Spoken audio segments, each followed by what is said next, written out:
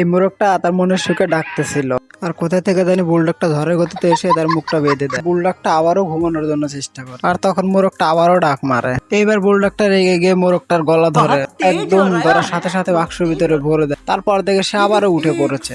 এটা দেখে সে দুই মোড়ে তার কাটা গাড়ে দেয়। এরপর বুলডগের হাতে মোরগটা দৌড়ে পালায়। বুলডগটা রেগে গিয়ে তার ঘরটা ওখান থেকে সরিয়ে ফেলে। এরপর সামনে দেখতে পারে একটা গাছ। সে অনেক খুশি হয়ে গিয়ে এই গাছটা 10-20 কোপ দেয় যাতে ওই ঘরটা ধরে পারে। সে খুব খুশি, কিন্তু গাছটা তার গার উপরে গিয়ে পড়ে। এবার মোরগটাকে 2 টুকরো করার জন্য চেষ্টা করে বুলডগ মামা, কিন্তু সেখানেও ফেল যায়। এবার বুলডগ মামার নতুন পরিকল্পনা একটি গ্যানেটকে আপেল বানিয়ে ফেলে, তার উপরে আগুন ধরিয়ে দিয়ে চলে যায়। মোরগটা বাইরে চলে আসে আর দেখে আপেল, সেটা থেকে মোরগটা খাইতে থাকে। বুলডগ মামা ভুলে গিয়ে মোরগের কাছ থেকে আপেলটা নিয়ে কামড় দেয়, সাথে সাথে এবার মোরগটা ঘুমানোর জন্য তার জায়গা মতো বসে পড়ে। আর তখনই বুলডগ মামা চেঁচিয়ে ওঠে। এটা আর মোরগটা সহ্য করতে পারে না, তখন সে জুতো দিয়ে ঢেল